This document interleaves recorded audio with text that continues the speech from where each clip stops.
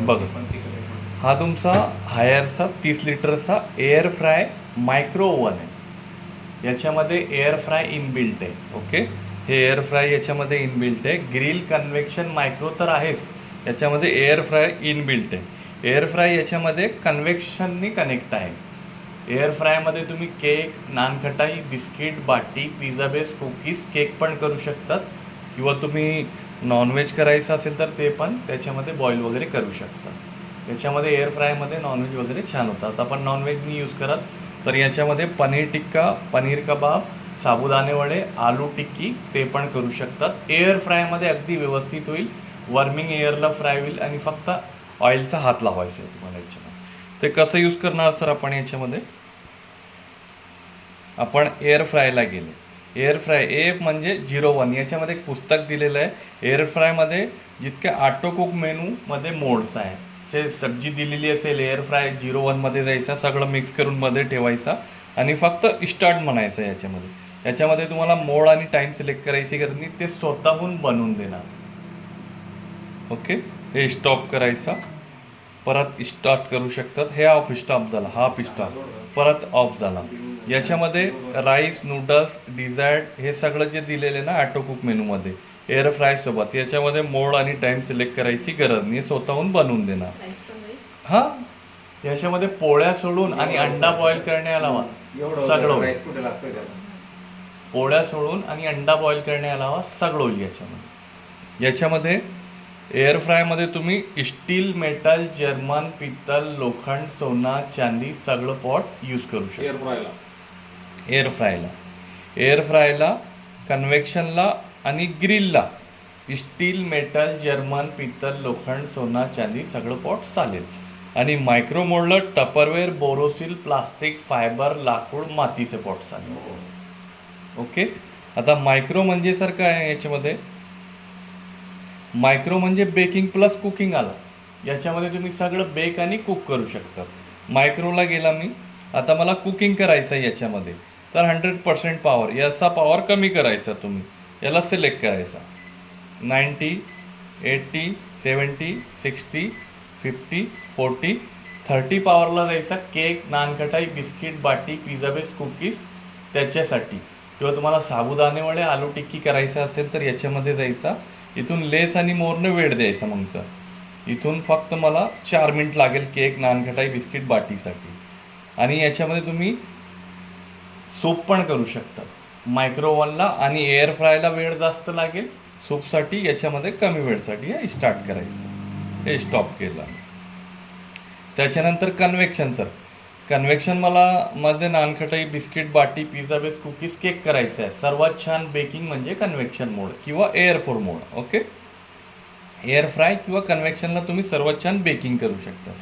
कन्व्हेक्शनला मी गेला sir 200 degree, याचा degree कमी करायचा, 180 डिग्रीला यायचा. नानखटाई, बिस्किट, बाटी, पिझ्झा बेस, कुकीज, केकसाठी किंवा आलू बट्टी, साबुदाणे वडे किंवा टिक्की, आलू टिक्की याच्यासाठी फक्त इथून वेळ द्यायचा 12 मिनिट. केकला 20 मिनिट लागेल आणि सगळ्यांना 12 मिनिट लागेल. इथून वेळ द्यायचा आणि स्टार्ट करायचा. हा स्टॉप सर. आता याच्यामध्ये काय दिलेलं सर? कन्व्हेक्शन प्लस टन ग्रिल. हे सगळ्यात टन ग्रिल म्हणजे याच्यामध्ये एक रॉड दिलेलं आहे, ते रॉड देता का? हां, हे रॉड हे त्रिशूल रॉड. याच्यामध्ये जे दिलेलं आहे टन ग्रिलला, हे एक रॉड दिलेलं आहे. हे रॉड तुम्ही असं लावू शकता. हे असं लावला तर याला टन ग्रिल करावं लागेल तुम्हाला. इथे टन ग्रिल सिलेक्ट केलं की ते ऑटोमॅटिक टर्न होईल, रोल होईल. हे लावलं, इथून टर्न ग्रिलला गेला मी, 200 डिग्री घेतला मी, इथून वेळ दिला मी 20 सेकंड. हा स्टार्ट केला. हे स्टार्ट केल्यानंतर सर बघा टर्न ग्रिलला ते त्रिशूल पूर्ण राऊंड होत राहतो, असं फिरत राहतो. पूर्णपणे फिरून ते जास्त वेळ दिला की ते खूप हीट होतो, तर त्याला काढायला स्टँड दिलेलं आहे. हे तुम्ही आता जास्त गरम नाही आहे तर असं डायरेक्ट काढू शकता टर्न ग्रिलसाठी.